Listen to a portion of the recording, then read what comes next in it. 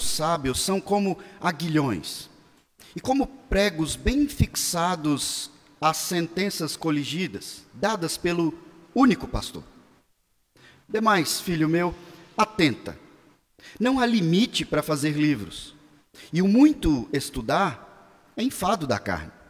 De tudo que se tem ouvido, a suma é: teme a Deus e guarda os seus mandamentos, porque isto é o dever de todo homem. Porque Deus há de trazer a juízo todas as obras, até as que estão escondidas, quer sejam boas, quer sejam más. Até aqui, vamos orar ao nosso Deus. Santíssimo e eterno Deus, nós louvamos e bendizemos o Teu nome nesta noite. Nós unimos aqui, ó Pai, a nossa voz, a nossa fé, para Te bendizer, para Te adorar, para Te cultuar, ó Pai. E nós queremos fazer isso como convém. Nós queremos fazer, ó Pai, essa adoração, toda ela, de forma agradável ao Senhor, que é o objeto da nossa adoração. E nós pedimos que o Senhor, então, nos dê satisfação em fazer isso. Nós estamos em mais um momento, ó Pai, deste culto, e pedimos que neste momento o Senhor, desta forma, nos dê entendimento da Tua palavra. Nos dê prazer, ó Pai, no conhecimento da Tua verdade, na revelação do Senhor, ó Pai, e que nós também tenhamos satisfação, motivação em obedecer esta palavra. Nós sabemos, ó Pai, que tudo isso é possível se o Senhor agir em nós, com Tua graça, Tua misericórdia, se o Senhor mesmo nos fizer viver tudo aquilo que o Senhor tem nos dito. Nós agradecemos muito, ó Pai, porque já nos sentimos muito privilegiados em ter acesso a essa verdade, a verdade absoluta, inerrante, suficiente para toda a nossa vida. Nós Te pedimos que o Senhor mesmo nos ajude a viver essa verdade.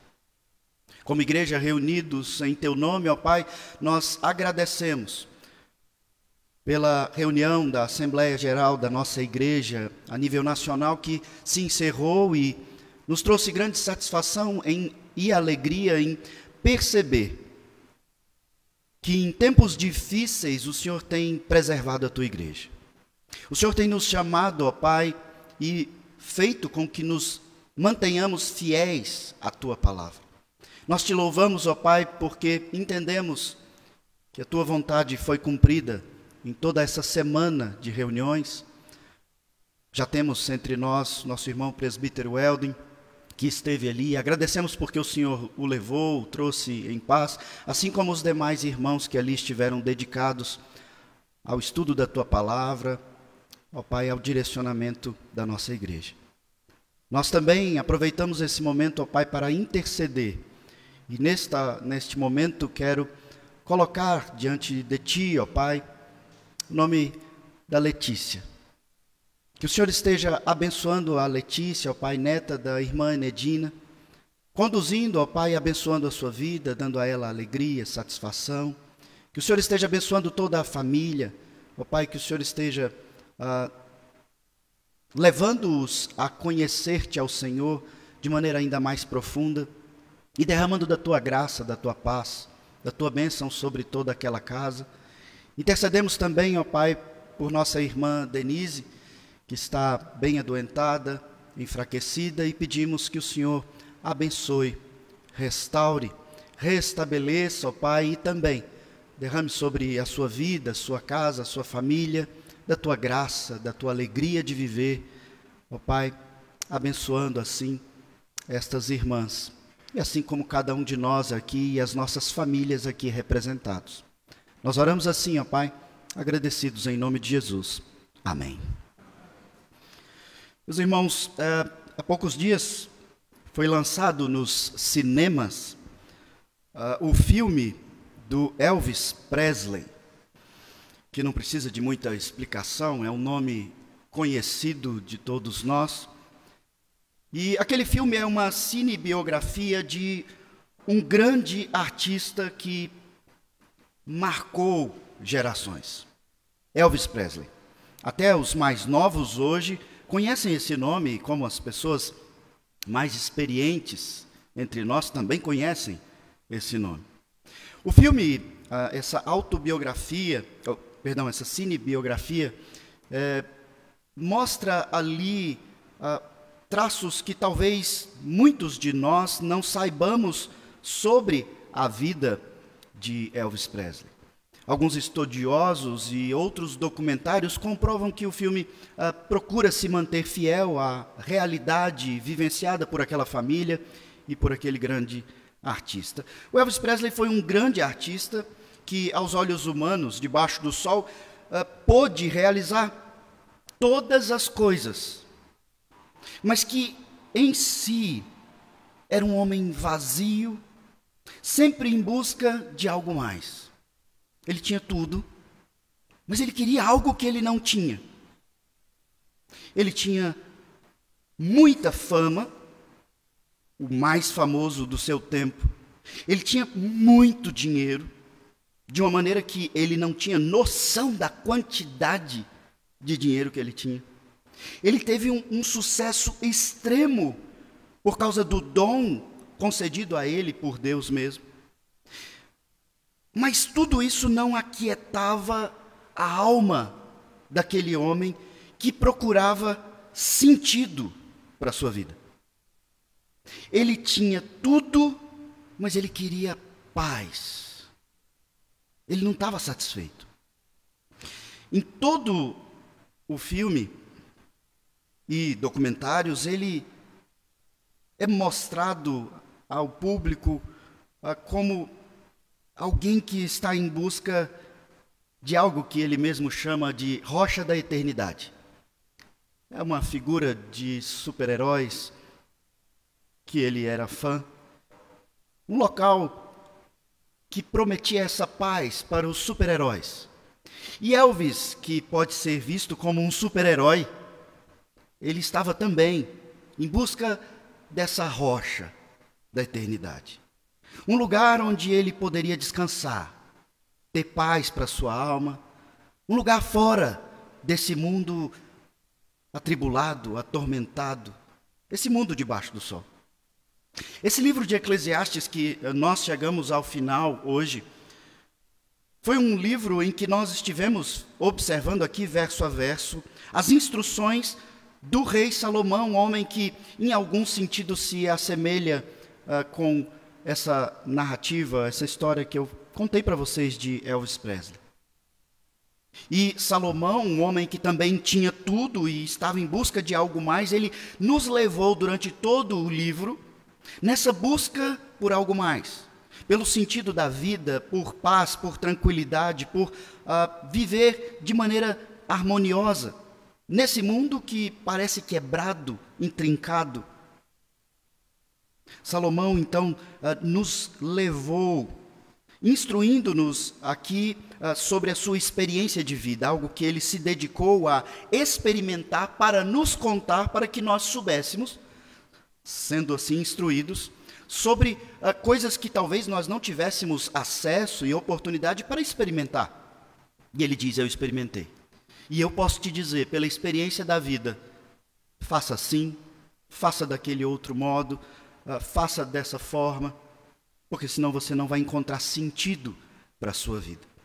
E então, em todo o livro de Eclesiastes, nós fomos instruídos exatamente sobre o mesmo assunto que inquietava a alma de Elvis Presley, que inquietou a alma de Salomão e tantos outros, e que, hora ou outra, inquieta a nossa alma.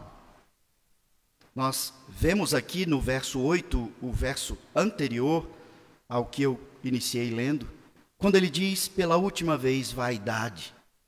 Vaidade de vaidade, diz o pregador, tudo é vaidade, tudo debaixo do sol, tudo nesse mundo, tudo nessa temporalidade é vaidade, é vapor, é passageiro. Nós não conseguimos segurar, nós não conseguimos explicar, nós não conseguimos armazenar, conter. É vapor, é como uma fumaça, eu não consigo segurar, possuir, dominar, controlar, regular. É essa a vida.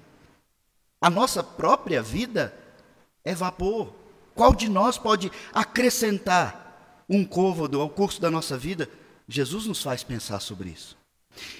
É nesse sentido que Salomão nos conduziu em todo o livro. É nesse sentido que muitas vezes nós nos pegamos pensando sobre a vida. E Salomão, então, nos instruiu até aqui, no final do livro, a não cairmos numa grande cilada de quem não conhece a palavra do Senhor, de quem não conhece o Senhor, de quem não tem acesso a essa instrução do livro de Eclesiastes. Ele nos instrui, não caia nessa grande cilada que tantos caem. Procurar sentido onde não há sentido. Essa é uma grande cilada.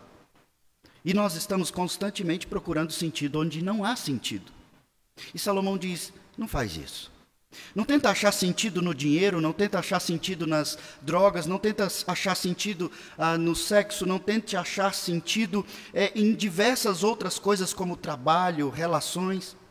Você não vai encontrar. Porque Deus criou todas as coisas e Ele deu o sentido para todas as coisas. Ele criou tudo de forma ordenada e com propósitos definidos. E quando nós, então, fora de ordem e fora de propósito, procuramos sentidos, nós não vamos encontrar sentido. Simplesmente não tem sentido. Procurar sentido, o sentido da vida debaixo do sol, nessa vida temporal, Salomão nos disse em todo o livro, é vaidade, é vapor, você não consegue, porque não há sentido. Debaixo do sol não tem sentido. Nós pensamos aqui muito sobre as injustiças, sobre o mal que sobressai-se muitas vezes sobre o bom, aquele que faz tudo certo e muitas vezes não colhe bons frutos, mas aquele que faz tudo errado e às vezes tem saúde, prosperidade e tantas outras coisas que ele nos fez pensar. Aqui na conclusão do livro, então, Salomão explica algo para que fique gravado nos nossos corações. Uma vez que nós vamos encerrar hoje o livro, quando nós lemos aqui, ele fala de maneira objetiva sobre coisas que nós não podemos esquecer, ainda que nós venhamos a nos esquecer de alguns detalhes, de tudo que nós vimos. Ele fala aqui de algumas características importantes para nós, crentes, características que foram importantes no trabalho desse livro, da instrução do povo de Deus, e são fundamentais para nós entendermos essas verdades. Ele fala de três coisas aqui. Ele fala, em primeiro lugar, que os ensinamentos desse livro são ensinamentos sábios. Ele fala aí no verso 9. Alguns estudiosos que dizem que nesse trecho final é como se alguém estivesse escrevendo, falando sobre Salomão e sobre os escritos de Salomão. Nós não temos como provar, ter certeza, mas o fato é que quem quer que tenha escrito, seja o próprio Salomão ou alguém se referindo a ele, escreveu inspirado por Deus. É palavra de Deus. E os escritos de Salomão, o texto diz, são escritos sábios e nós precisamos entender isso. Salomão foi o mais sábio dos homens, nós vimos isso, em 1 Reis, capítulo 3, nós temos uma narrativa sobre essa sabedoria. Salomão investigou, além de ser sábio, ele não escreveu isso enquanto ele fazia outras coisas, ele se dedicou, ele estudou, ele investigou diversos assuntos para, com sabedoria, nos ensinar sobre as conclusões. E ele faz isso numa construção poética, em forma de provérbios de sabedoria. E os provérbios, irmãos, nós que muitas vezes estamos na igreja há muitos anos, nós pensamos, provérbios é só um livro da Bíblia. Não, provérbios é também um estilo de escrita. E não é meramente um estilo, é uma forma de composição e escrita com um claro propósito, fazer você gravar, fazer você decorar, fazer você pensar. Salomão, então, se dedica a construir em forma de provérbios, para que nós não nos esqueçamos dessas verdades. Em segundo lugar, os seus ensinamentos nesse livro foram feitos de forma organizada. Além de ter essa construção poética e serem ditos muito sábios, coisas muito sábias, ele faz isso de forma organizada. Ele diz ainda no verso 9. Diz que ele atentou, esquadrinhou, uma coisa esquadrinhada, organizada, milimetrada. Depois de estudar os assuntos, pela experiência, muitas vezes, Salomão avalia as suas conclusões com cuidado e ele organizava essas ideias de forma lógica, inteligente. Por isso, quando nós lemos um provérbio, muitas vezes nós precisamos voltar e ler de novo, porque ele nos faz pensar. Tem lógica, tem sentido. Nos faz pensar em coisas que normalmente nós não pensamos no dia a dia. Ele faz isso de forma lógica, inteligente, organizado. É esse o sentido de esquadrinhar. E o texto diz que ele usou palavras agradáveis, aprazíveis. São palavras que ele usou estrategicamente para cativar a nossa atenção e serem gravadas na nossa mente. Veja, tudo isso é dito na conclusão do livro, sobre como o livro foi escrito. Esse livro não foi escrito em qualquer lugar, de uma vez só. Foi um livro elaborado para nós, o povo de Deus. Isso nos mostra que Deus se importa conosco. Porque Deus nos revela a sua verdade, a sua palavra, mas Ele não faz isso de maneira descomprometida conosco. Ele faz de maneira inteligente, organizada, sábia, para que nós, então, tenhamos prazer nessas descobertas, no entendimento, no raciocínio, no aprendizado. É Deus fazendo isso por nós. Ele poderia simplesmente revelar a sua palavra num formato, como nós conhecemos, por exemplo, de dicionário, que às vezes não é tão agradável de se ler, não nos incentiva a decorar com tanta facilidade e tantas outras formas de se escrever. Mas Deus capacita homens como Salomão para que nós tenhamos acesso e tenhamos certa facilidade, prazer. Em terceiro lugar, as suas palavras, o texto diz no verso 11, elas foram inspiradas por Deus, e ele diz, o único pastor. E pastor aqui, no verso 11, está com letra maiúscula. Nós temos uma referência desse único pastor no Novo Testamento apontando para Cristo, em vários textos. O sumo pastor, o único pastor. Não que não haja outros pastores como eu, reverendo José Maria, mas ele é o supremo. Ele é o verdadeiro pastor e nós somos co-auxiliadores, co-pastores. Nós apenas somos aqueles usados por ele, instrumentos do supremo pastor. E Salomão entende que ele também é alguém que não é o supremo pastor. Ele é alguém que escreve de forma sábia, organizada, lógica, inteligente, mas ele escreve palavras que não são dele. Irmãos, esse parece um assunto bem conhecido de todos nós, mas nós precisamos ter cada dia mais convicção da inspiração da palavra. Hoje nós conversamos, aprendemos sobre isso na escola dominical, ali na nossa classe. A inspiração. Deus inspirou homens a escreverem, e isso muda tudo. Porque quando alguém conversa com você e ele não tem esse entendimento e você diz, eu faço isso porque a Bíblia diz, e essa pessoa diz, mas a Bíblia é um livro de homens. Por que você segue esse livro? Por que você não segue como a regra de fé e prática um livro de Tolkien? Ou outro qualquer, Shakespeare? E nós precisamos saber e ter a convicção de que nós não fazemos isso porque esse é o único livro inspirado. Essas palavras são palavra de Deus em sua totalidade, de Gênesis 1 a Apocalipse. Todas as palavras são inspiradas por Deus. Por isso elas são para nós regra de fé e prática. E é lógico, é necessário que desenvolvamos a nossa fé para ter essa convicção. Porque talvez em outro tempo você tenha lido o livro de Eclesiastes e leia outro texto e você ache tão confuso e tão estranho que você diz, será que isso é mesmo palavra de Deus? O que ele está querendo dizer com tudo isso? O Senhor nos chama a viver a vida conforme a palavra dele, mas ele nos chama a nos dedicar a isso. E você então precisa se dedicar a entender a palavra do Senhor, a estudar, a decorar, a gravar. É necessário dedicação. Não é algo que a gente faz de maneira descomprometida. A palavra do Senhor foi inspirada, e o verso 11 diz isso sobre todo o livro de Eclesiastes. Outros textos nos falam sobre isso, a inspiração da palavra. Essa palavra cumpriu o seu propósito, Deus se revelou a nós, mostrando-nos quem Ele é, revelando o seu plano de redenção, nos revelando Cristo e nos mostrando o que Ele requer de nós. É esse o conteúdo da Bíblia. Sabemos quem Ele é, sabemos o que Ele fez e sabemos o que nós precisamos fazer. Por que nós precisamos fazer? Porque quando nós não conhecemos quem Ele é, não conhecemos o que Ele fez e não sabemos o que fazer, não há sentido na nossa vida. E Salomão estava em busca de sentido. Elvis Presley estava em busca de sentido e você e eu, muitas vezes, diante das doenças, das dificuldades de relacionamento, dificuldades financeiras, nós ficamos, qual é o sentido da vida?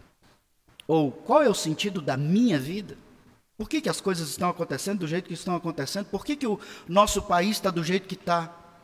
Vá para a palavra. Ela é inspirada, ela é suficiente. E Deus, então, nos revela por meio da habilidade desses homens que Ele mesmo inspira, como Ele fez com Salomão.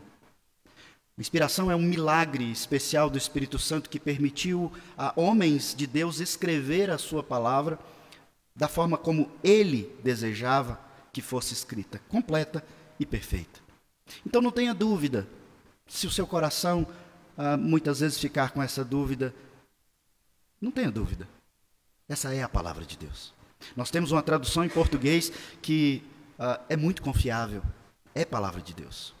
Salomão, então, compara aqui no texto as suas palavras inspiradas, sábias, lógicas, inteligentes, com aguilhões e pregos, aí no verso 11 também. E são duas coisas, duas figuras aqui que ele usa, duas coisas necessárias às pessoas que desejam aprender a verdade de Deus. Talvez você não se lembre agora, mas aguilhões são aquelas varas que têm um ferrão na ponta. Quem conviveu com a zona rural, com os animais, sabe bem do que eu estou falando. São varas com ferrões na ponta que são utilizadas para conduzir o gado, os animais de maneira geral. Um aguilhão. Ele vai apontando, conduzindo, mostrando, não vai para esse lado, não vai para aquele lado, vai por esse lado. E os pregos, nós bem sabemos, servem para fixar as coisas. Os aguilhões, então, que ele diz aqui, essas palavras são como aguilhões e pregos. Os aguilhões nos servem de estímulo, de condução, para que nós prestemos atenção e saibamos para que lado ir, para que lado não ir. E busquemos a verdade. Enquanto os pregos servem para fixar essa verdade no nosso coração. As palavras dos sábios, ele diz no verso 11, são como aguilhões. E como pregos bem fixados às sentenças coligidas, dadas pelo único pastor. Mas aí no verso 12, parece que há algo negativo aqui. Ele diz, não há limite para escrever livros. Como que dizendo, eu escrevi tudo isso e realmente tem muitos livros e você precisa ter acesso. Mas aí no próprio verso 12 ele diz, mas estudar demais é enfado, é vapor, é vaidade. À primeira vista, então, parece um versículo com um conceito negativo de aprendizado aqui. Ele diz, não há limite para fazer livros e o muito estudar é enfado da carne. Mas veja, não é esse o caso. Não é algo negativo, é um grande alerta sobre o que ele disse no verso 11. Que essas palavras foram dadas pelo único pastor. E demais disso, filho meu, ele diz, e ele fala como um pai, assim como é característico no livro de Provérbios, ele diz, não há limite para fazer livros. E ele está nos alertando aqui, ele está fazendo uma advertência para que o aprendiz, nós, não venhamos a buscar o sentido, a razão, a instrução, além daquilo que Deus escreveu na sua palavra, nos muitos livros. De fato, há muitos livros. Porém, nós não devemos permitir que os livros escritos por homens se sobressaiam aos livros escritos por homens, mas inspirados por Deus. Ou seja, não permita que um livro qualquer regule o que a Bíblia diz. A Bíblia regula tudo o que já foi escrito fora da Bíblia. Não se pode examinar a verdade de Deus à luz de muitos livros. Antes é preciso examinar os livros dos homens à luz da verdade de Deus. É isso que ele está dizendo. Não tem limite para fazer livro. Vão surgir muitos e muitos livros, muitas e muitas verdades. E hoje, em nosso tempo, claramente nós temos isso tudo pela internet, que multiplicou essa capacidade. É muita gente postando conteúdo. E ele diz, não tem fim. O conteúdo que você vai ter acesso não tem fim, mas atenta para algo. É a palavra de Deus que regula todo o conteúdo que você vai ter acesso na sua vida. Dessa forma, então, Salomão nos apresenta um resumo do seu livro, nessa conclusão final, e ele apresenta para nós um resumo de tudo que nós aprendemos nesse livro. Como viver bem. Nenhum de vocês me falou nada durante esses 23 sermões que estava cansativo, que estava repetitivo, mas talvez isso tenha passado pela sua cabeça. Ela veio o Diogo de novo, falar sobre viva intensamente. Vai, não abaixe a cabeça, não desanime, não fique esperando pelos outros, vai, vive. E eu repeti, porque é isso que Deus está falando conosco. O mundo é difícil, sim. Não abaixe a cabeça. Deus está cuidando de ti e nenhum fio de cabelo cai sem que Ele esteja decretando isso, determinando e agindo para o seu bem. Viva intensamente, mas como Salomão nos alerta, ele vai te pedir conta de tudo que você fizer. A fim de que a nossa vida seja então vivida dessa forma, conforme a vontade de Deus, no sentido correto, de forma abençoada, intensa, vívida, nós precisamos atentar para 3 fundamentos básicos que nós encontramos aqui nos últimos versos. Verso 13, verso 14. E o primeiro deles é muito claro aí no verso 13. Eclesiastes termina o livro onde Provérbios começa. Provérbios capítulo 1, verso 7. Nos fala sobre temer. O temor do Senhor é o princípio do saber. E Eclesiastes nos diz isso aqui no penúltimo verso. Algo que permeou e foi afirmado em todo o livro. De tudo que se tem ouvido, a suma é: teme a Deus, guarda os seus mandamentos. Irmãos, quantas vezes isso precisa ser repetido na nossa cabeça? Quantas vezes isso precisa ser reafirmado para nós mesmos, olhando no espelho? Teme a Deus, guarda os seus mandamentos. Porque o nosso coração, nós lemos hoje em Jeremias 17, ele é desesperadamente corrupto, ele se apressa a ir para o lado mal. A figura da ovelha, que a Bíblia tanto nos mostra que somos nós, ela nos mostra um retrato muito claro do quanto nós precisamos lembrar disso. E sermos relembrados disso, porque como ovelhas que somos, nós queremos pastar no meio dos lobos. E a gente não está nem preocupado se o lobo quer matar a ovelha. A gente quer ficar ali. E a gente vai andando. E a palavra então, como esse aguilhão e prego, vai nos conduzindo. Não vai por aqui, não vai por ali, porque o sumo pastor está cuidando das ovelhas. E nós, então, como ovelhas bobas, estamos procurando sentido para a nossa vida, procurando prazer, procurando nos sentir bem. E o pastor ali conduzindo aí, não vai por aí. Você vai ficar preso, você vai cair, você vai morrer. Aguilhões e pregos, e a suma, ele diz, de tudo que você ouviu nesse livro é uma só: teme a Deus. E a gente já falou sobre isso. Temor do Senhor é a atitude de reverência do povo de Deus em demonstração de reconhecimento, de respeito ao seu poder, à sua grandeza, ao seu governo. É a nossa resposta. Ele é Deus? Sim. Então tema Ele, porque Ele é Deus, simplesmente por isso. E nós, então, respondemos à sua divindade com temor. Saber que Ele é Deus e não temê-lo é loucura. E é o que Provérbios diz lá também no capítulo 1, verso 7. O temor do Senhor é o princípio do saber, vírgula. Mas os loucos desprezam a sabedoria e o ensino. E a sabedoria e o ensino dizem para nós: teme a Deus, guarda os seus mandamentos. Mas muitas vezes nós somos crentes há tantos anos e queremos viver como adolescentes aventureiros. Deus vai entender, Deus vai perdoar.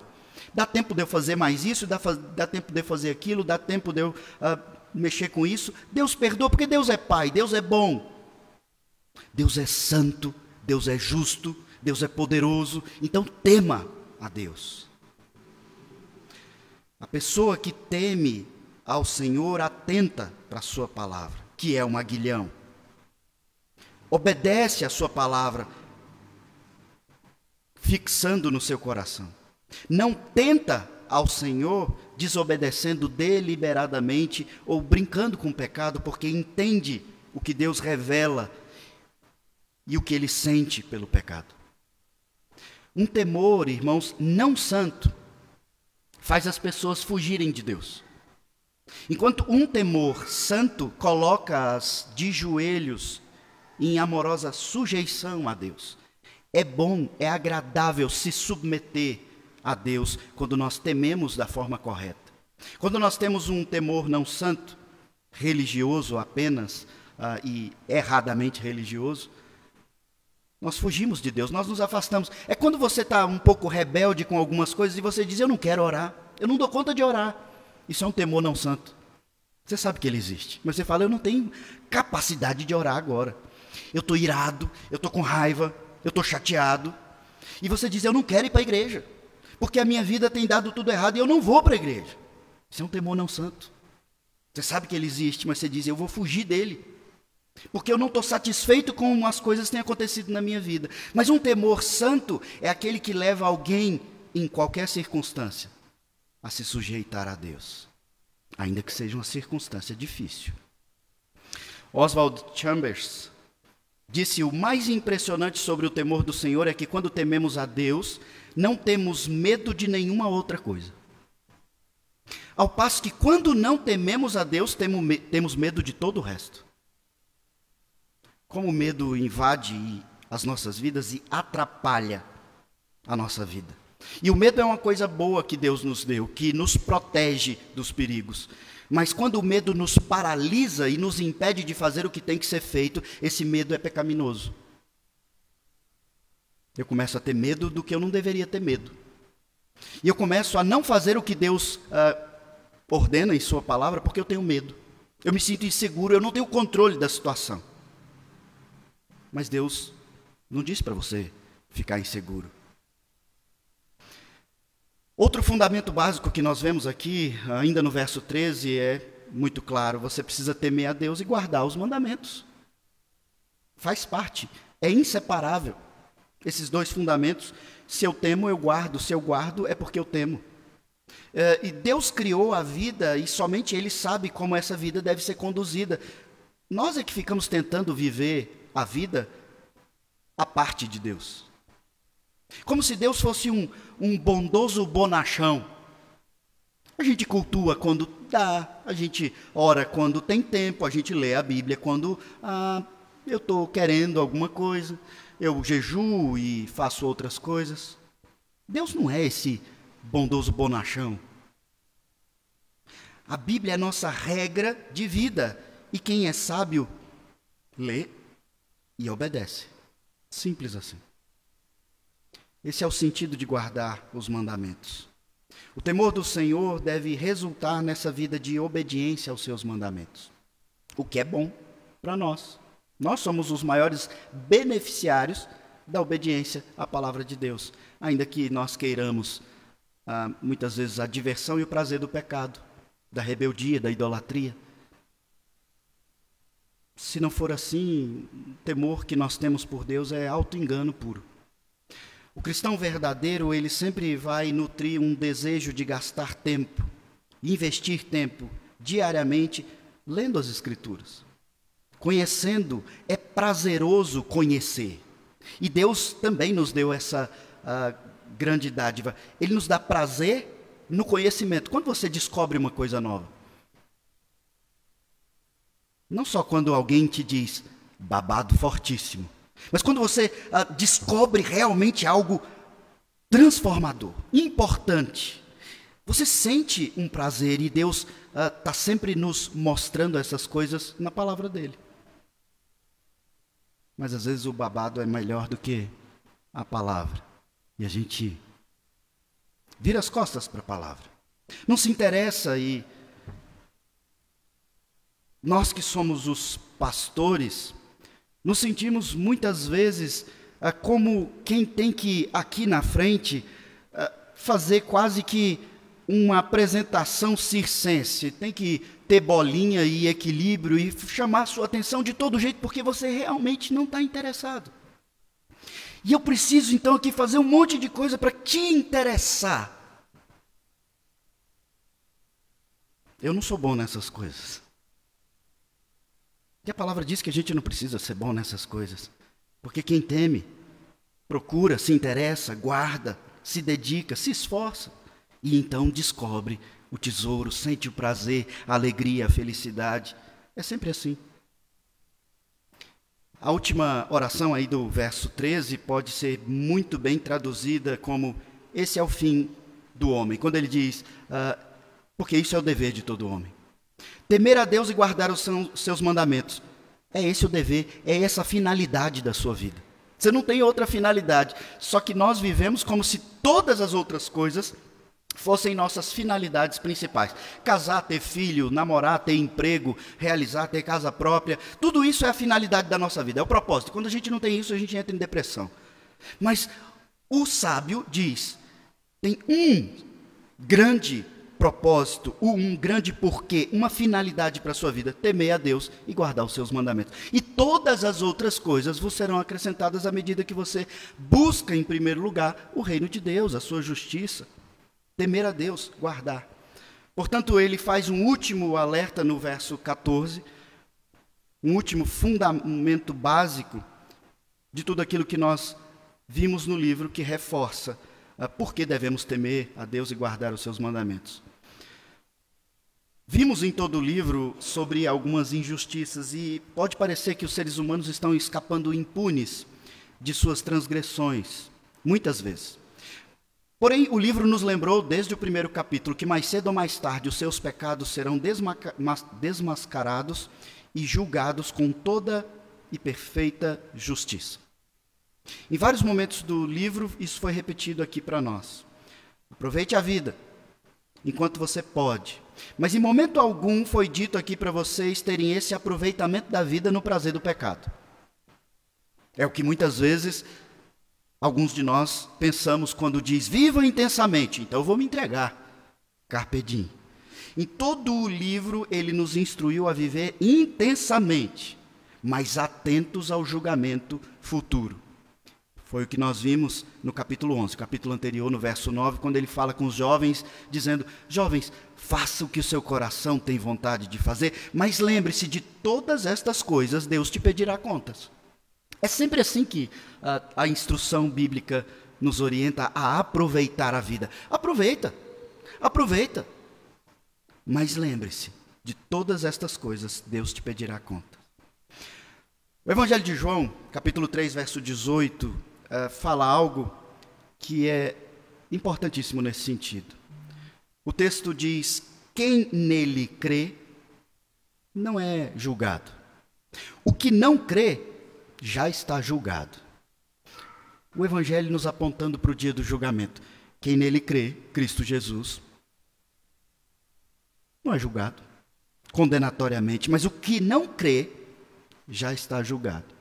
E um autor que eu sempre cito aqui para vocês, o Wiersbe, ele diz: as alegrias do presente dependem da segurança do futuro.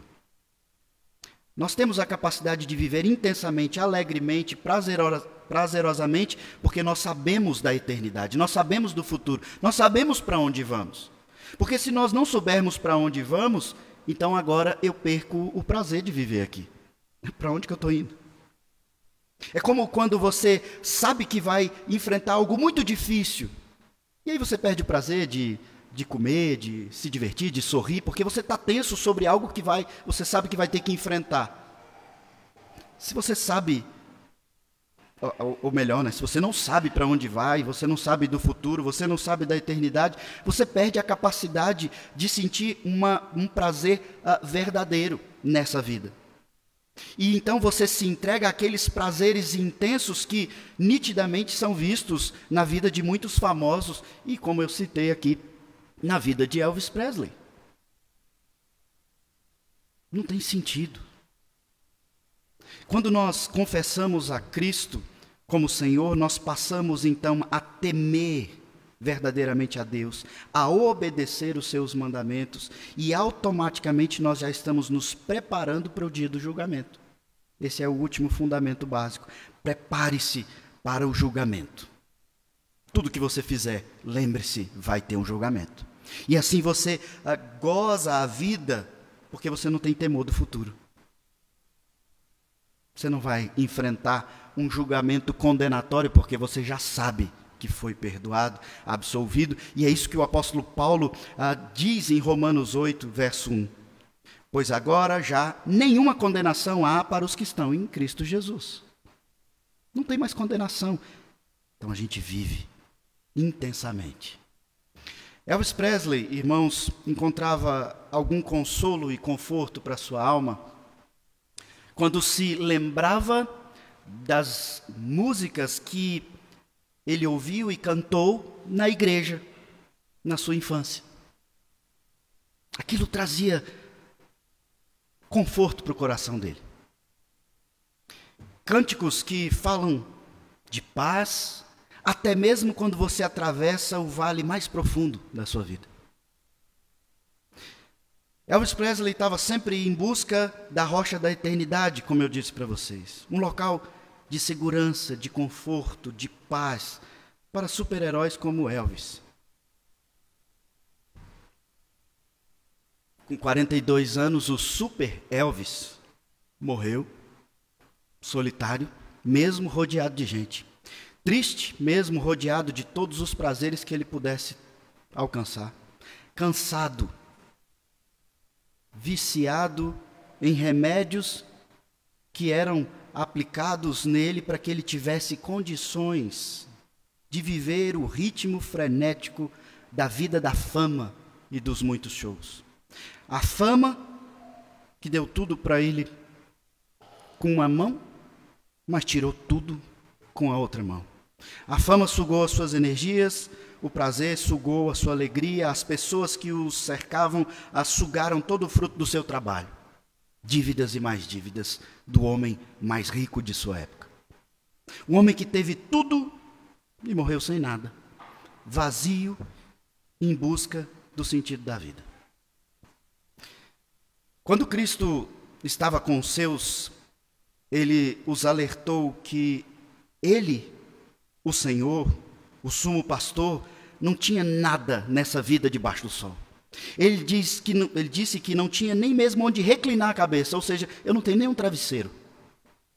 Mas os que estivessem nele, com ele, estariam firmes na pedra fundamental, na rocha da eternidade. E assim teriam tudo nesta vida e por toda a eternidade. Salomão e Elvis tiveram tudo e ao final das suas vidas nos mostraram a mesma verdade, mas com alguma distinção. Tudo o que eles precisavam estava na cruz. Salomão, no fim da sua vida, nos escreve esse livro. E é como se ele tivesse com o braço estendido, apontando para a cruz, dizendo: ei, povo de Deus,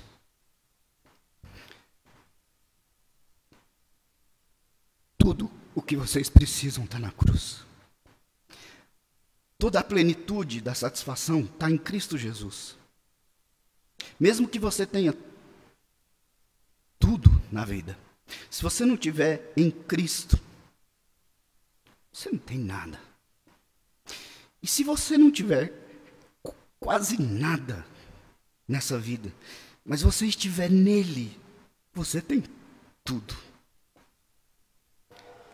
Você, mesmo sem todas as coisas que o mundo te promete, alcançou a pedra fundamental, a rocha da eternidade, ou melhor dizendo, você foi alcançado por ela. 1 João, capítulo 5, verso 12, diz: aquele que tem o Filho tem a vida, e aquele que não tem o Filho de Deus não tem a vida.